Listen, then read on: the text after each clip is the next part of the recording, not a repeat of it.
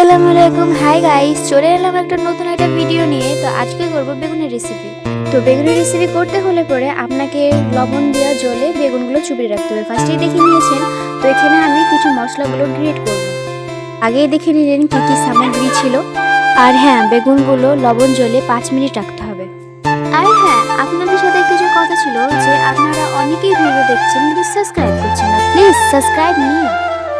আর বাটা মশলাতে আছে পেঁয়াজ, রসুন, জিরে, আদা এইসব দিয়ে আমি গ্রেট করে নিলাম। এই বাটা মশলায় আমি দিচ্ছি। আপনারা যদি সর্ষে থাকে তো সর্ষেও দিতে পারেন।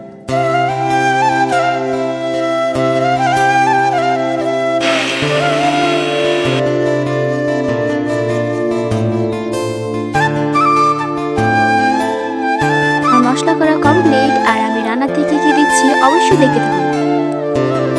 আর হ্যাঁ, প্রত্যেকটা রান্না আমার মা করে আর আমি ভিডিও করি। তো প্রত্যেকটা রেসিপি আমার মার খুব ভালোভাবে জানা।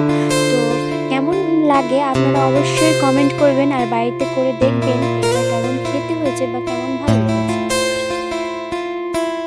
আর হ্যাঁ, এভাবে ভাজাটা হয়ে গেলে পরে অবশ্যই তুলে নিতে হবে।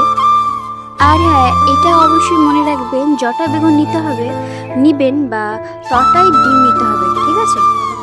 আর আপনাদের বড় যদি ফ্যামিলি হয় তো যটা করে বেগুন দিবেন, একটা করে যদি বেগুন দেন একটা করে ডিম দিবেন, ঠিক আছে?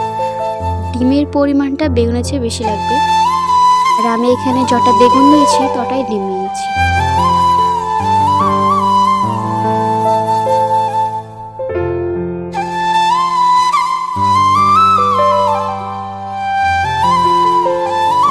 এখানে ডিমগুলো ঝুরুলি আমি ভালোভাবে করে নেব, লাল লাল করে। আর হ্যাঁ, আপনারা কোথা থেকে দেখছেন অবশ্যই আমাকে কমেন্ট করবেন। আমি আপনাদের কমেন্ট করতে খুব ভালোবাসি। তো অবশ্যই কমেন্ট করবেন, ভালো ভালো কমেন্ট করে আমি দেখতে চাই কোথা থেকে কে কে দেখছেন। আর এই রেসিপিটা করলে পরে মাংসের প্রয়োজন পড়বে না। আর এক থালি ভাত নির্দ্বিধায় খাওয়া যাবে। এইখানে আমি দিয়ে দিলাম পেঁয়াজ কুচি, লঙ্কা কুচি। আর মা ভালোভাবে নাড়াচাড়া করে নিল।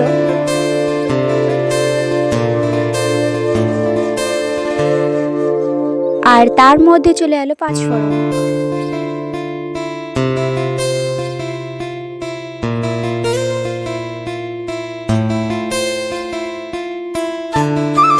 আর এখানে মা গ্রেট করা মশলাগুলো দিয়ে দিল।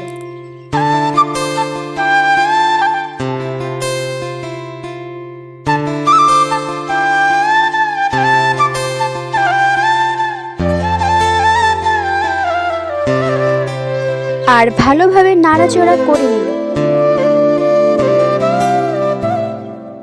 আর এখানে চলে এলো হলদি পরিমাণ মতো।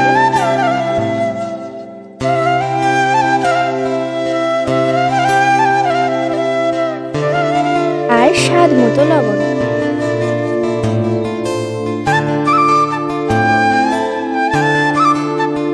আর দেয়া হলো কুচি করা টমেটো। মশলাটা ভালোভাবে কষা হয়ে গেলে পরে তার ভাজি বেগুনগুলো আমি দিয়ে দিলাম। তারপর ভালোভাবে নাড়াচাড়া করে পরিমাণ মতো জল দিয়ে পর ঢাকা দিয়ে দিলাম সিদ্ধ করার জন্য। তো সিদ্ধ করা হয়ে গেছে। তো ঝুরুরি ডিমগুলো ছিল সেগুলো আমি দিয়ে দিলাম। তারপর নাড়াচাড়া করে নিলেই হয়ে যাবে সুন্দর একটা আমাদের বেগুনের রেসিপি।